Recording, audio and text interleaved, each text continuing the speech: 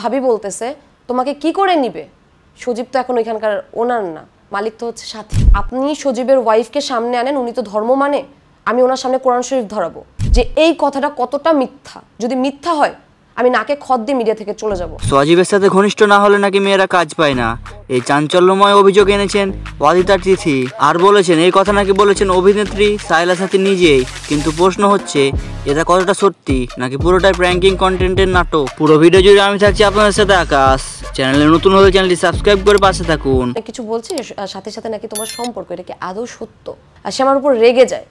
Pranking entertainment চ্যানেলে বরাবর বিতর্ক আর বিনোদন মিলিয়ে কন্টেন্ট বানায়। সম্প্রতি একটা লাইভে বা ভিডিওতে অদিতা তিথি দাবি করেন সাইলা সাথী নাকি বলেছেন সজীবের সঙ্গে ঘনিষ্ঠ না হলে কাজ পাওয়া যায় না। এই বক্তব্য সোশ্যাল মিডিয়াতে ঝড় উঠেছে, কারণ এটা শুধু ব্যক্তিগত অভিযোগ নয়, এটা পুরো প্রোডাকশন টিমের নৈতিকতা নিয়ে প্রশ্ন তোলে।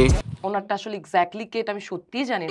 কোনো হিরো কারোর সাথে প্রেম। তিথি খুব স্পষ্ট করে বলেছেন এটা তিনি সরাসরি সাইলার মুখ থেকে শুনেছেন। ঘটনাটি প্রকাশের সময় তার আবেগ আর ভাষা খুব স্বাভাবিক শোনাচ্ছিল, স্ক্রিপ্টেড মনে হয়নি। সোশ্যাল মিডিয়ায় অন্য কিছু প্রতিক্রিয়াও এসেছে, যেখানে কয়েকজন নৈপথ্য একই ধরনের অভিযোগ ইঙ্গিত করে। প্র্যাঙ্কিং এন্টারটেনমেন্ট আগেও নাটকীয়তা এবং অতিরঞ্জন ব্যবহার করেছে দর্শক টানতে।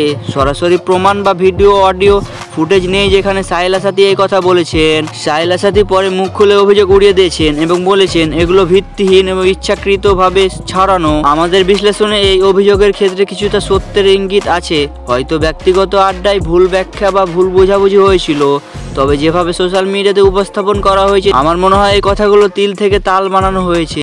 আমি তোকে কাজ দিতে পারবো না, আমি দিব না। তুই যদি মনে করে থাকিস যে সাথীর জন্য দিচ্ছি না তাহলে এটার মানে কি দাঁড়ায়? আমি আর কি ভাববো?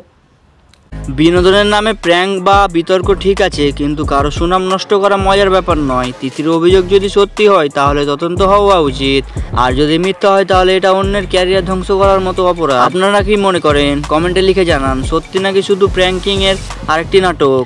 এরকম ভিডিও পেতে চ্যানেলটি সাবস্ক্রাইব করুন, ভিডিওটি লাইক করুন এবং ভিডিওটি কেমন লাগলো কমেন্ট করে জানান, আর আপনাদের বন্ধুদের মাঝে শেয়ার করুন।